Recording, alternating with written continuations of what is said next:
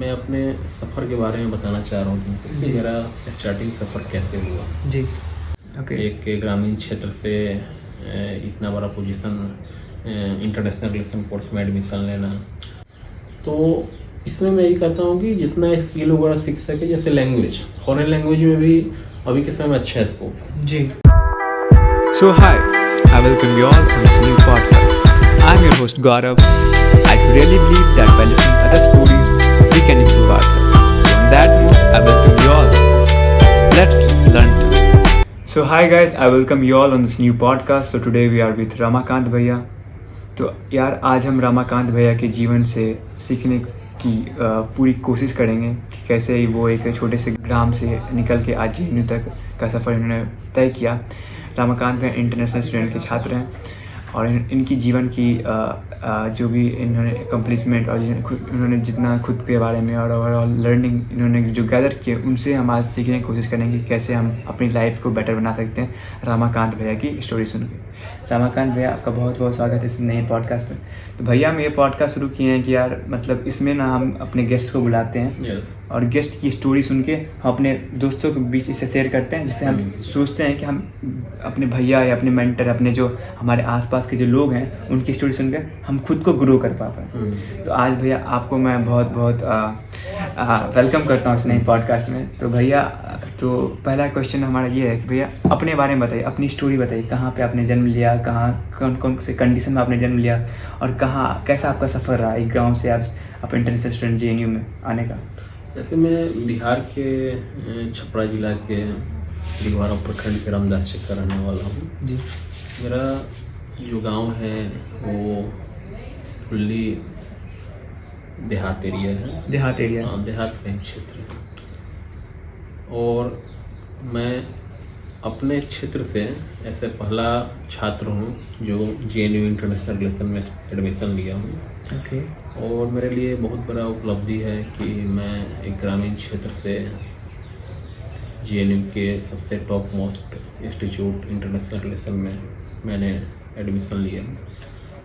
और मैंने तो यहाँ पर बहुत कुछ सीखा कि हाँ, JNU एक बहुत बड़ा संस्था है। यहाँ भारत के बहुतों राज्य से लड़के यहाँ पर आते हैं, जो भी लड़के हैं फुल्ली इंटेलेक्चुअल हैं। जी। बहुत कुछ सीखने को मिलता है। मैं अपने सफ़र के बारे में बताना चाह रहा हूँ तुमको कि मेरा स्टार्टिंग सफ़र कैसे हुआ। जी। मैं स्टार्टिंग समय में गांव के ही एक स्कूल में पढ़ा करता था। उस स्कूल का नाम था MP अकेडमी। ओके। मैं 6th क्लास तक के हिंदी मीडियम का छात्र रहा, क्योंकि वहाँ हिंदी मीडियम में ही पढ़ाई होती थी, क्योंकि गांव वगैरह में इंग्लिश मीडियम का वैसा कोई स्कूल नहीं था। बच्चे अपना हिंदी मीडियम में ही पढ़ाई किया करते थे। हाँ, 6th के बाद मैंने अपने ही दिघवारा प्रखंड के जी आर्मी के शक्ति शांति अकेडमी में दाखिला लिया। आर्मी के? आर्मी गाँव है। Okay, army. हाँ, आर्मी गाँव है। वहाँ एक बहुत ही बिहार का सुप्रसिद्ध मंदिर भी है। अच्छा। अंबिका स्थान। जी। वो मंदिर बहुत ही फेमस मंदिर है, एज ए टूरिस्ट प्लेस भी है वो जगह। ओके। उसी गांव में ये शक्ति शांति अकेडमी है। ओके। और आज देखा जाए तो छपरा जिला में वो स्कूल ग्रामीण क्षेत्र के जो भी लड़के हैं जी, उसको भविष्य में कोई अच्छा संस्थान तक पहुंचाने में, कोई अच्छी जॉब दिलवाने में वो बहुत ही इम्पोर्टेंट स्कूल माना जा रहा है। रोल प्ले कर रहा है। हाँ, बहुत बड़ा रोल प्लेइंग है वो स्कूल, क्योंकि वहाँ इंग्लिश मीडियम स्कूल है वो जी, अच्छे फैकल्टी भी हैं। CBSE के आधारित वहाँ एजुकेशन व्यवस्था है। स्कूल भी अब भारत सरकार से CBSE से एफिलिएशन मिल चुका है उसका। और ये जो भी ग्रामीण क्षेत्र के लड़के हैं उसके लिए तो ये बहुत बड़ा वरदान है कि हाँ, वैसे ग्रामीण क्षेत्र में वैसे स्कूल हैं जहाँ पे बच्चे पढ़ के इतना आगे जा रहे हैं। तो भैया आपने वही स्कूल से आपने पढ़ाई करी? हाँ, मेरा 10th तक उसी स्कूल से था जी। मैं 10th तक सत्य शांति एकेडमी से ही मैंने अपना पढ़ाई पूरा किया जी। उसके बाद मैं RJS इंटर कॉलेज दिघवारा में था, वहाँ पर मैंने एडमिशन ले लिया। अच्छा। इसमें मेरा जैसे जो सब्जेक्ट था वो फिजिक्स, केमिस्ट्री, मैथ था। ओके। और मैं IIT के एडमिशन मैंने गुरुकुल में लिया। ओके, आपने IIT कोचिंग की? यस, मैंने IIT के कोचिंग में की।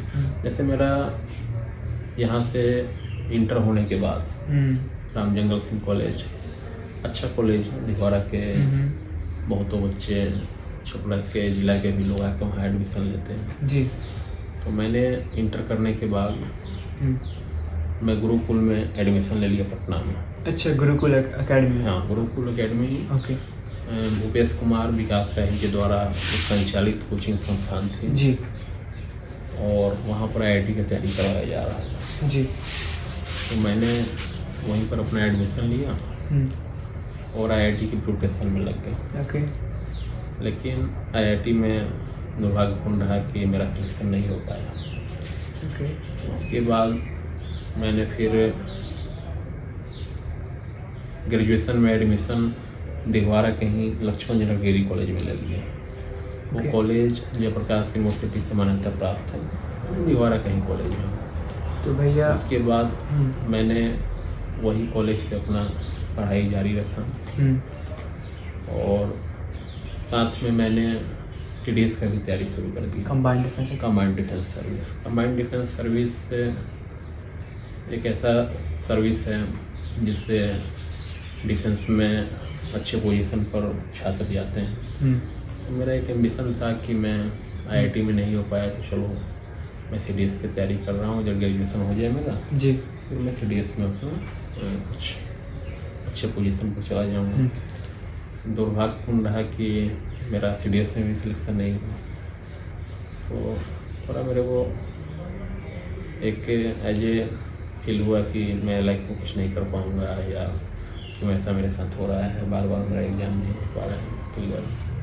लेकिन तब भी मैंने हिम्मत नहीं हारी। मैंने हिम्मत नहीं हारी, तो लगा चलो जो भी होगा अच्छा ही होगा। उसके बाद मैंने JNU के एंट्रेंस की तैयारी शुरू कर दी। JNU की एंट्रेंस की तैयारी शुरू कर दिया।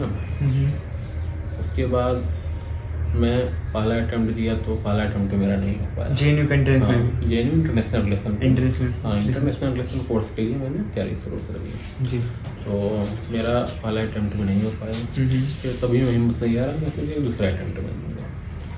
फिर मैं दूसरा अटेम्प्ट के लिए भी प्रिपरेशन किया और मेरा JNU इंटरनेशनल रिलेशन कोर्स में दाखिला हो गया। मतलब भैया आपने बहुत सारी बैड मोमेंट्स जो लो फेज थे उसमें आपने हिम्मत नहीं। अच्छा भैया, अगर मतलब मैं अपने अगर एग्जांपल दूँ, अगर मैं कुछ एग्ज़ाम में फेल हो रहा हूँ तो मतलब कैसे मेरा होता है क्या भैया, अगर मैं कोई एग्ज़ाम फेल हो रहा हूँ तो फिर मैं वो देता ही नहीं हूँ, आप लेकिन फिर भी दे रहे हैं, वो कहाँ से ला रहे हैं वो, मतलब क्या आपके अंदर वो चल रही थी, मोटिवेट कैसे कर रहे थे खुद को? देखो, लाइफ में पेशेंस बहुत जरूरी है। पेशेंस, क्योंकि कितना छात्र ऐसे होते हैं ना कि पेशेंस लेस होते हैं कि एक एग्ज़ाम नहीं हुआ तो छोड़ो, आप पढ़ाई लिखाई छोड़ के अब कोई कुछ भी हो रहा है बिजनेस कर ले या कोई जॉब देख रहे हैं, कोई भी मिल जाए कोई भी कर ले जॉब। लेकिन मैं ऐसा मानता हूँ कि ऐसा कुछ नहीं है कि लाइफ में एक चीज़ नहीं हुआ तो फिर दूसरा अपॉर्चुनिटी का रास्ता बंद हो गया, ऐसा कुछ नहीं है। उसमें अगर जो आप संघर्ष करेंगे तो ऐसा नहीं है सफलता मिलेगी आपको, और कहीं उससे अच्छा सफलता मिलेगी, उससे अच्छा पोजीशन पर जाएंगे। तो इसलिए हिम्मत लाइफ नहीं हारना चाहिए, हिम्मत नहीं आना चाहिए। तो guys, if you are watching us, तो रमाकांत भैया को अगर मैं पूरा समअप करूँ तो उनका एक वर्ड है, हिम्मत नहीं आना चाहिए। एक जो सेंटेंस उनका मेरे को बहुत अच्छा लगा, हिम्मत नहीं आना चाहिए। तो यार, आप अगर देख पा रहे हो और आपके साथ भी ऐसा कुछ हो रहा है तो रमाकांत भैया आपके लिए एक संदेश भेज रहे हैं कि हिम्मत मत हारो यार। तो रमाकांत भैया, हम चलते हैं दूसरे क्वेश्चन की तरफ। तो भैया, आपके जीवन का सबसे बड़ा अचीवमेंट क्या रहा? मेरे जीवन का सबसे बड़ा अचीवमेंट है कि मैं JNU जैसे टॉप संस्थान में आया। एक ग्रामीण क्षेत्र से इतना बड़ा पोजीशन इंटरनेशनल रिलेशन कोर्स में एडमिशन लेना तो मेरे लिए बहुत बड़ा बात है। आपको अच्छा फील हुआ? हाँ, बहुत अच्छा फील हुआ, क्योंकि ये एक ग्रामीण क्षेत्र के लड़का का यहाँ तक पहुँचना एक सपना होता है जी कि मैं देश के सबसे टॉप यूनिवर्सिटी के सबसे टॉप कोर्स में मैं एडमिशन लूँ। और इंटरनेशनल रिलेशन के बारे में मैं बताना चाह रहा हूँ कि ये JNU के सबसे टॉप मोस्ट कोर्स है। और यहाँ से जो भी लड़के हैं वो ऑल ओवर वर्ल्ड में जो भी देश हैं उसमें भारत का क्या संबंध है उसी विषय पर मेनली ये पढ़ाई होता है। और ये फुल्ली भारत सरकार के रिकॉग्नाइज्ड सेंटर हैं। फुल्ली ये सेंटर मिनिस्ट्री ऑफ HRD से डील होते हैं। जो भी खर्च पढ़ाई का, रहने का, एवरी मेडिकल, हर एक चीज़ जी ये JNU प्रशासन बियर करती है। और JNU प्रशासन को भारत सरकार बियर करती है। ग्रेट। तो भैया चलते थोड़ा पर्सनल लाइफ पे। तो भैया अगर आप क्या कुछ एडवाइस देना चाहोगे अगर आप मिलते हो अपने यंगर सेल्फ को? मतलब अगर आप 22 के हो तो अगर आप 15-16 साल के रमाकांत भैया से मिलते हो तो क्या आप उनको कुछ एडवाइस दोगे कि यार ये मत कर, ये कर? मैं अपने यंगर को यही एडवाइस देना चाहता हूँ, क्योंकि मैं ऐसे देखता हूँ कि ग्रामीण क्षेत्र में जो भी लड़के हैं जी उनका मैं सोच देखा हूँ कि लिमिटेड सोच के प्रति वो ज़्यादा मतलब कि भागते हैं। जैसे कोई नॉर्मल जॉब हो जाए, रेलवे में, कोई पुलिस में जॉब हो जाए, कोई डिफेंस में जॉब हो जाए, तो मैं उनको यही कहना चाहता हूँ कि केवल यही नहीं है कि नॉर्मल एक केवल जॉब हो जाए, उसके अलावा भी और भी चीज़ हैं। जैसे मेडिकल में अच्छे आप कर सकते हैं, आप इंजीनियरिंग में अच्छे कर सकते हैं जी, आप JNU में लैंग्वेज सीख के बहुत अच्छे कर सकते हैं जी, आप इंटरनेशनल रिलेशन कोर्स करके बहुत कुछ कर सकते हैं, आप MBA करके बहुत अच्छे कर सकते हैं और अपने परिवार के ग्रोथ में, अपने ग्रोथ में उसका एक भागीदारी बन सकते हैं।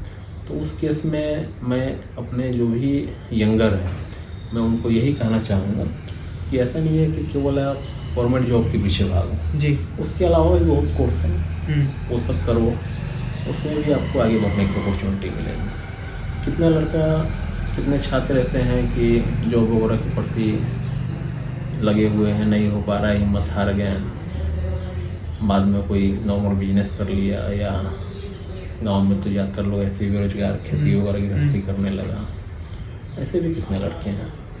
तो मैं वो लोग को यही कहूँगा कि जब तक आप मतलब कि एक दृढ़ संकल्प नहीं लोगे, दृढ़ संकल्प, तब तक फिर आगे बढ़ने में फिर आपको दिक्कत है। आप हिम्मत हार जाओगे, अरे यार हमसे कुछ नहीं होगा, तो फिर लाइफ में ना ही पर आपका उसी में आपका ये लाइफ समझिए कि आज ये एंड हो जाएगा और आप उसी परिवेश में अपना ज़िंदगी ख़त्म कर लोगे।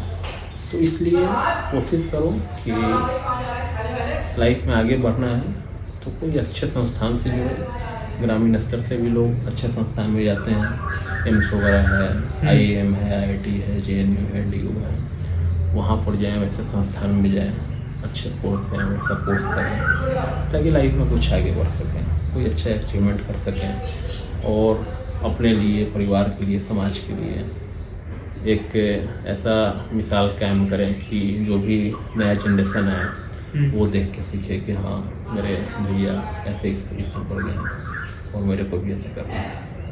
मतलब आप बोल रहे हैं कि अपार्ट फ्रॉम गवर्नमेंट जॉब आपको अपनी स्किल्स पे भी ध्यान देना होगा कि आप अलग अलग कोर्सेज सीख सकते हैं, फॉरेन लैंग्वेज सीख सकते हैं, प्रोफेशनल कोर्सेज से इंजीनियरिंग का मेडिकल भी देखते हैं। क्योंकि मैं आपको बता रहा हूँ कि मेनली अभी के जो देश के युवा हैं तो ऐसे देखा जाए तो इंडिया की जनसंख्या बहुत ज़्यादा है, सबसे ज़्यादा हम लोग को मालूम होना चाहिए कि हम लोग इंडियन ऑल ओवर वर्ल्ड में मतलब जितने भी देश हैं तो वो जनसंख्या के मामले में हम लोग सबको मतलब कि पछाड़ चुके हैं जी देखा जाए तो इस केस में अब सबको गवर्नमेंट जो मिलना तो मुश्किल है ना जी।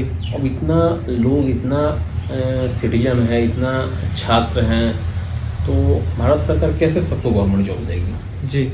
तो उसके लिए तो यही है ना कि वैसा कुछ मैं स्किल सीखूं, उस स्किल के आधार पर मैं आगे कुछ कर सकूं, कोई अच्छा जॉब कर सकूं।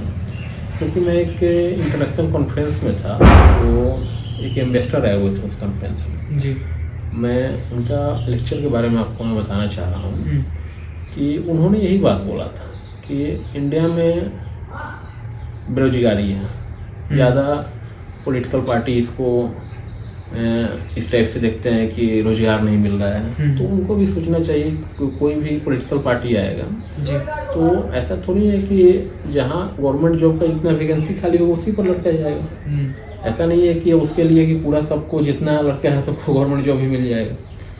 तो इसमें मैं यही कहता हूँ कि जितना स्किल वगैरह सीख सके, जैसे लैंग्वेज, फॉरेन लैंग्वेज में भी अभी के समय में अच्छा है स्कोप जी। जो लड़का फॉरेन लैंग्वेज सीख रहा है उसको यहाँ से वीजा क्लियरेंस हो जा रहा है, दूसरे देश में जाके जॉब कर रहा है।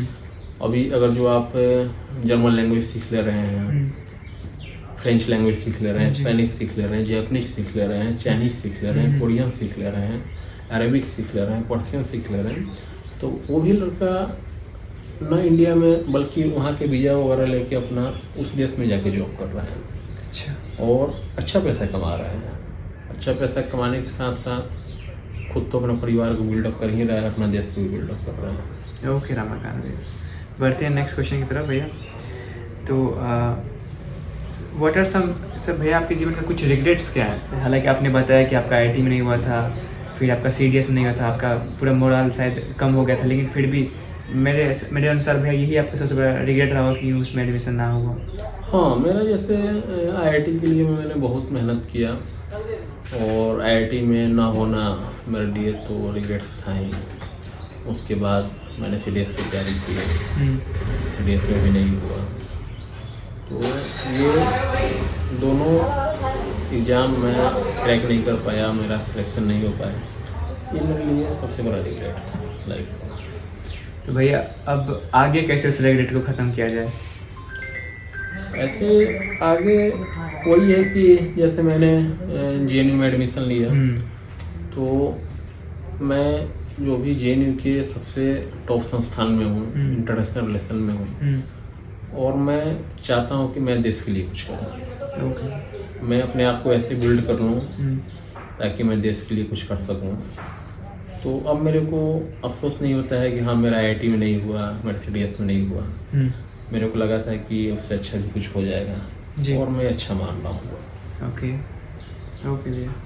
भैया अगला क्वेश्चन कुछ ऐसा था भैया, अपने पूरे जीवन में अपने जब जितना जीवन आपने जिया, आपने पूरा क्या सीखा, ओवरऑल लर्निंग क्या रही कि जीवन कैसा होता है, कैसे खुद को हम तैयार रखें, क्या क्या जरूरी है, क्या क्या चीज़ नहीं जरूरी है, तो उसके प्रति भैया आपका क्या विचार है? तो मेरा विचार यही है कि लाइफ में सबसे बड़ा चीज़ है कि सेल्फिश नहीं होना चाहिए। सेल्फिश नहीं होना चाहिए। आप दूसरे के लिए भी जीने की कोशिश कीजिए। अगर कोई ज़रूरतमंद है उसको आप हेल्प कर दीजिए। क्योंकि मैं ग्रामीण क्षेत्र से आया हूँ, मैं ऐसे बहुतों केस देखा जैसे गांव वगैरह में जागरूकता की कमी है, जागरूकता भी कमी। हाँ, जैसे मेडिकल ये सब सिचुएशन कभी कभी क्रिटिकल हो जाते हैं, सही से इलाज नहीं हुआ तो उस केस में बहुत मेडिकल स्थिति खराब हो गया, तो मैं वैसे लोग को मैं हेल्प किया करता था। मैं साथ में जाना, एम्स वगैरह में दिखाना, PMCH में दिखाना, जी ये सब मैं किया करता था। जी। तो मेरे लिए एक अच्छा अनुभूति हुआ करता था कि मैं समाज सेवा कर रहा हूँ और मैं समाज से हमेशा जुड़ कर रहा। मैं कुछ ना कुछ एक्टिविटी समाज में किया करता था, कभी किसी को ज़रूरत है तो मैं उसको हेल्प किया करता था। और ऐसा त्याग होना चाहिए। अगर जो इंसान को लाइफ में कुछ करना है तो फिर सेल्फिश रहेगा तो फिर उसका लाइफ सही से नहीं चल पाएगा। तो उसके लिए एक दूसरे के प्रति कोऑपरेशन लाइफ में बहुत ज़रूरी है, क्योंकि ऐसे देखा जाए तो इंडिया में जो स्थिति है उस केस में अगर देश के युवा ही वैसे समझदार नहीं होंगे तो फिर दिक्कत है। अभी के समय में देश के युवा को जागरूक होना बहुत ज़रूरी है और एक दूसरे के प्रति कोऑपरेशन, अपना से जो भी जूनियर है उसको सही एडवाइस देना कि हाँ सही से पढ़ाई लिखाई करो, लाइफ में कुछ करो, न कि उसको डिमोटिवेट करना या कुछ करना। ये सब मैंने लाइफ में सीखा है। ओके हालांकि मैं व्यूअर्स को बता देना चाहता हूँ कि रमाकांत भैया मेरे मेंटर रह चुके हैं। मतलब मैं रमाकांत भैया एक ही हॉस्टल में रहते थे, तो रमाकांत भैया अक्सर मुझे बहुत कुछ समझाते थे कि गौरव ये कर वो कर। तो उसी नोट पे आज हम रमाकांत भैया को इन्वाइट किए हैं कि यार हमारे पॉडकास्ट पर आइए और हमारे ऑडियंस को भी बताइए कि क्या क्या आप मेरे को बताते थे।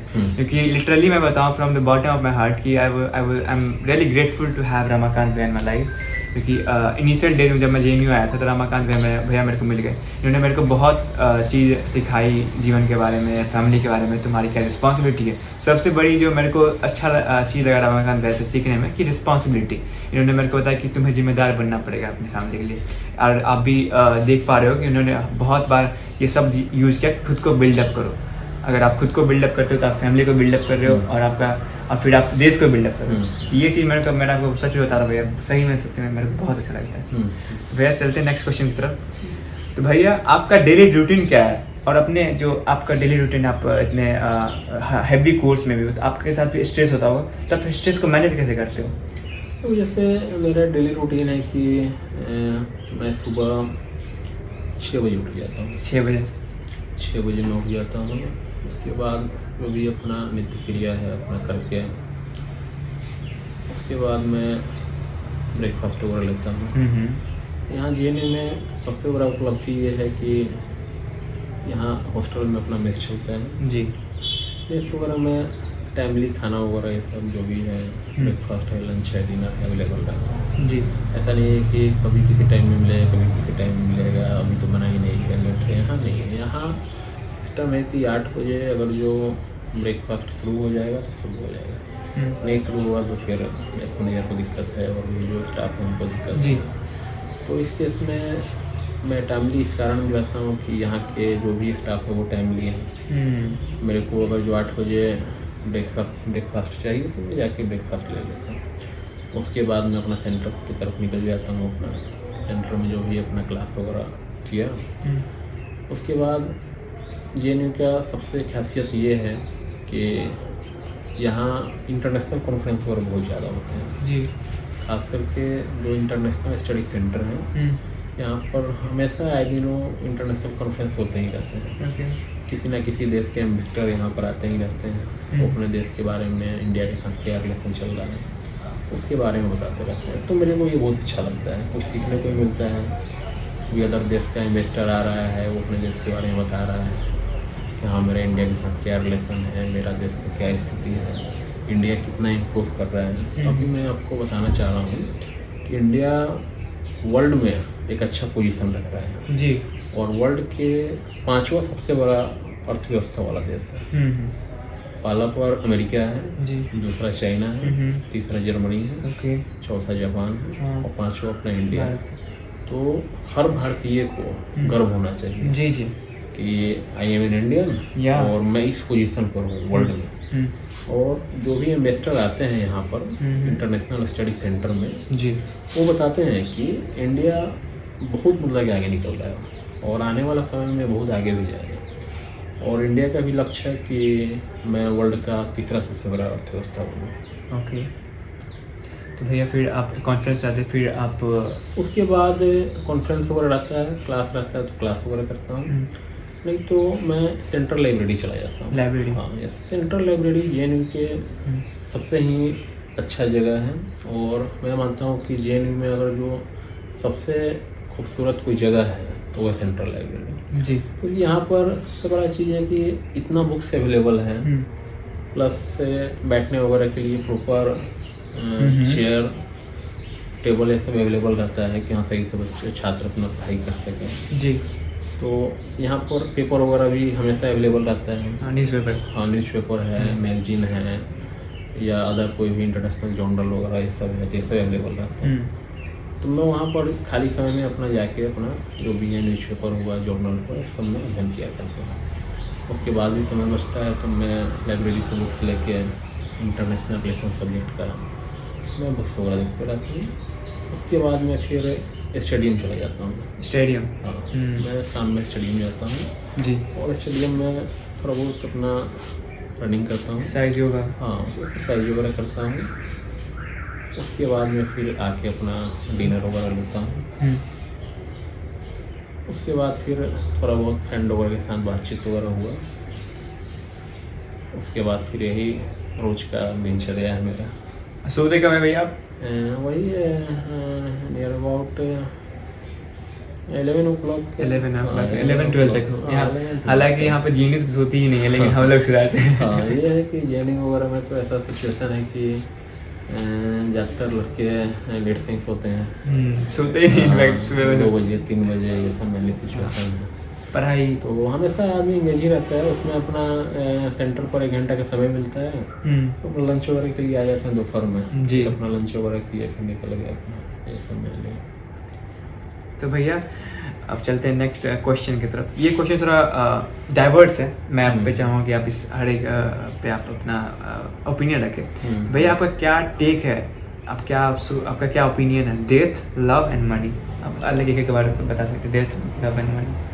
देखो, सबसे बड़ा बात है कि ये तीनों लाइफ में सबसे इम्पोर्टेंट चीज़ है। मृत्यु, प्रेम। मृत्यु है तो मृत्यु आना ही है, कभी भी आप भी जाओगे, मैं भी जाऊँगा, हर एक को जाना है। ये कोई समय जाता है, कोई भी समय जाता है। तो इसमें पहले यही है कि मैं अपने हेल्थ के प्रति कॉन्शियस रहूं, क्योंकि अभी के समय में देश के ऐसे कितना युवा हैं जो कम एज में मृत्यु का शिकार हो जा रहे हैं, डेथ हो जा रही है उनकी। उसका सबसे बड़ा कारण है नशा। जो ही लड़का नशा की गिरफ्त में आ गया जी, तो इंडिया में सबसे बड़ा कुरीति है। जो भी लड़का नशा की गिरफ्त में आ गया, जैसे दारू, सिगरेट, गांजा, चरस, वैसे लोग जो इनहेल कर रहे हैं तो कहीं ना कहीं अपना हेल्थ को खराब कर रहे हैं जी। लिवर वगैरह डैमेज होगा, किडनी डैमेज होगा। ज़्यादा नशा करेगा उसका तो लाजमी है कि होना ही है ऐसा। तो कहीं ना कहीं उनको ये डिस्टर्बेंस क्रिएट कर रहा है जी। तो मैं तो मानता हूँ कि ऐसे लोग को नशा से दूर रहना चाहिए, नशा से दूर रहना चाहिए। जो भी यूथ है जी। और लव, हाँ लव तो होना ही चाहिए। लव तो जैसे सबसे बड़ा लव तो माँ बाप से लव है। हाँ, मम्मी पापा से हम कितना प्यार करते हैं, अपने भाई बहन से कितना प्यार करते हैं, अपने फ्रेंड से कितना प्यार करते हैं। तो अगर मैं इंसान हूँ तो इंसान का एक अहम लाइफ का पार्ट है लव जी। अगर उसके भीतर इंसानियत है तो उसके भीतर लव भी है, दूसरे के प्रति अट्रैक्शन भी है। हाँ, मेरे पापा हैं, मेरा मम्मी है, मेरा भाई है, मेरे बहन है, मेरे दोस्त है, कभी वैसा कुछ ज़रूरत पड़े तो मैं उसका मदद करूँ। अगर वो दुख में है तो उनको भी दुख होगा, ये लव है जी। वो खुशी में है तो उनको भी खुशी होगी, ये लव है। ओके, तो मतलब ये जो ये हमारे बीच जो युवाओं के बीच में जो ये है कि प्रेम युवती के प्रति होती है, तो वो एक खराब, मतलब वो एक मतलब देखो, इसमें मैं खराब नहीं कर सकता हूँ। जैसे इंसान है तो लव लाजमी है जी। तो ऐसा कुछ नहीं है कि वो खराब ही है। सही चीज़ है, ऐसा नहीं है कि अब उसको गलत सेंस में कोई ले तो वो गलत है। अगर जो मैं बाई हट सही ले रहा हूँ तो सही है, कोई गलत नहीं है। ठीक है। और आपका क्या ओपिनियन है मनी के रिगार्डिंग? तो मनी के रिगार्डिंग मेरा यही ओपिनियन है कि लाइफ में मनी तो ज़रूरी है जी। लाइफ में मनी बहुत ज़रूरी है, क्योंकि बिना मनी के तो लाइफ चलना नहीं है। बिना मनी के लाइफ तो यहाँ पर लाइफ में ऐसा नहीं है कि मनी पूरा ही ज़रूरत है, ज़रूरत पे अगर हो जाए मनी उतना ही काफ़ी है, जिससे प्रॉपर मेरा खाना पीना सही परिवार का हो सके, जो भी ज़रूरत है कुछ सामान है वो मिल सके जी। और भविष्य में कुछ पैसा मेडिकल की जा सके, हमारा इमरजेंसी कभी ऐसा कोई दिक्कत आए तो मेरे साथ तो और भी कुछ पैसा हो ऐसा मतलब कि स्थिति में रह सके जो मैं अपने दोस्त में फ्रेंड या कोई से ज़रूरतमंद या अपने परिवार में कभी ऐसा किसी को ज़रूरत पड़े तो मैं दे सकूँ। ये ऐसा होना चाहिए, यही मेरा ये फीलिंग है। तो भैया अब लास्ट क्वेश्चन है हमारा। सो लास्ट क्वेश्चन भैया हम पूछते हैं अपने जो युवा, जो हम आज की डिजिटल एज में हम, जैसे मैं, मेरे बैचमेट्स या मेरे जो एज के जो युवा हैं वो आज रील्स या मतलब सोशल मीडिया पर ज़्यादा बिजी हो रखे हैं, क्योंकि वो बिजनेस है, वो कैपिटलिस्ट सोसाइटी वो चाह ही रही कि आप अपने मेरे ऐप पे आओ, अपना मैक्सिमम समय दो हमें उनके लिए। और जो हमें अभी देख पा रहे हैं, जो हमारे जो यंगर जनरेशन है, जो अभी फर्स्ट ईयर में आए हैं या मतलब जो हमें घर से चल पाए, उनके लिए क्या एडवाइस देंगे आप अपने ओवरऑल लर्निंग पे? आपने जो सीखा अपने जीवन में, जो उनको हेल्प कर पाए for a better life, for a better career, for a better relationship? देखो मेरे अनुसार जो भी लड़का रील्स वगैरह बना रहा है तो ऐसा नहीं है रील्स वगैरह भी बना के यूट्यूब पर फेसबुक पर जो भी सोशल मीडिया पर अपना रील्स अपलोड करके जी अच्छा व्यूअर हो जा रहे हैं तो कुछ पैसा कमा रहे हैं तो पैसा कमा इसमें गलत नहीं है जी। इसमें सही है, अच्छा चीज़ है। अगर जो पैसा अर्न कर रहा है कोई माध्यम से तो वो सही है। लेकिन मेनली सिचुएशन यहाँ पर ये है कि अब जैसे कोई छात्र है जी तो वो छात्र पढ़ाई के प्रति ना डिवोट होकर ज़्यादा डिवोट रील्स के प्रति हो जाता है। हमेशा फेसबुक व्हाट्सएप सोशल मीडिया में लगा रहते हैं, इंस्टा टेलीग्राम। तो मैं ये बोलना चाहूँगा वैसे छात्र को कि ठीक है सोशल मीडिया तो बहुत ज़रूरी चीज़ है जी इंडिया में, बहुत ज़रूरी चीज़ है। ऐसे सोशल मीडिया होना चाहिए, ऐसे ऐप होने चाहिए, लेकिन उसका जो भी यूज है वो लिमिटेड कीजिए जहाँ आपको ज़रूरत हो। ना कि आप पढ़ाई लिखाई छोड़ के या पूरा समय आप सोशल मीडिया पर इंगेज हैं ये सब, तो ये गलत चीज़ हाँ ये गलत चीज़ है। और अगर जो आप लिमिटेड इसका यूज कर रहे हैं थोड़ा बहुत एज ए मनोरंजन के व्यूज से थोड़ा बहुत भी देख रहे हैं तो वो सही है, ठीक है। लेकिन अब पूरा लाइफ उसी में आप पूरा दिन आप सोशल मीडिया में ही लगे हुए हैं फिर दिक्कत हाँ तब दिक्कत है।